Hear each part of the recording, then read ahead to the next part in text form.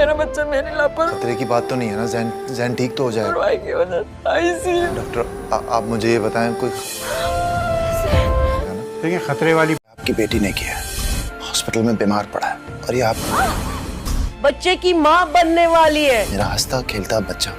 जरूर वो तुम्हारे दूसरे जैन की तबीयत खराब हो जाती है और अजरा को बहुत ही गुस्सा आता है जब जरून घर वापिस आता है और वो कहता है कि ये सब कुछ महम की वजह से हुआ है, क्योंकि महम अगर जरा सी मेरे बच्चे पर तवज्जो देती और लापरवाही ना करती तो आज मेरा बच्चा आईसीयू में ना होता। क्योंकि वहां पर मासूमा बैठी हुई होती है, मासूमा कहती है कि कोई बात नहीं, सब ठीक हो जाएगा, तुम परेशान जरून बेटा ना हो। कैसा कैसे न परेशान ना हूँ, अगर मेरे बेटे को कुछ हो गया तो आप जानती है कि मैं महम को कभी माफ नहीं करूंगा। ये कहकर वो जाने लगता है तो फौरन ही अजरा बेगम बोल पड़ती है। अजरा बेगम कहती है कि तुम जानते हो कि शफक अब तुम्हारे दूसरे बच्चे की माँ बनने वाली है। तो जरून कह रहा है कि क्या मतलब है? वो कहती है कि मैं सच कह रही हूँ कि शफक अब तुम्हारे दूसरे बच्चे की माँ बनने वाली है। ये सुनकर वो जब हॉस्पिटल में जैन के पास चला जाता है तो ये सोचना शुरू हो जाता है, ये कैसे हो सकता है कि शफक ने मुझे कुछ भी नहीं बताया। और अगर तो डॉक्टर साहब से वो पूछता है अपने जैन बेटे की तबीयत के बारे में, तो वो कहते हैं कि अभी आपका बेटा खतरे से बाहर नहीं है, क्योंकि इसलिए हमने उसे आईसीयू में शिफ्ट किया हुआ है, क्योंकि कुछ पता नहीं चल रहा कि उसे हुआ क्या है। तो वो कहते हैं कि डॉक्टर साहब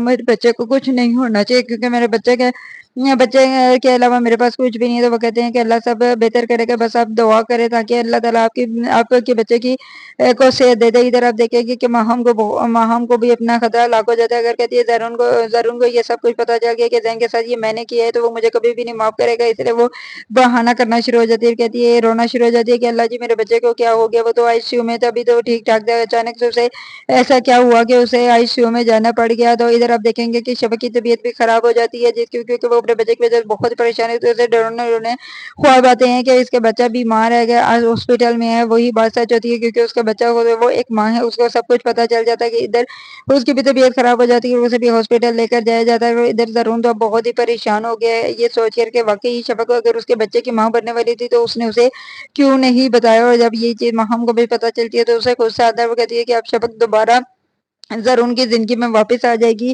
और अगर जब वो वापस आ गई तो उसे सब कुछ जरून को बता दिया तो वो तो मुझे घर से ही निकाल देगा, ये ना हो कि मुझे तलाक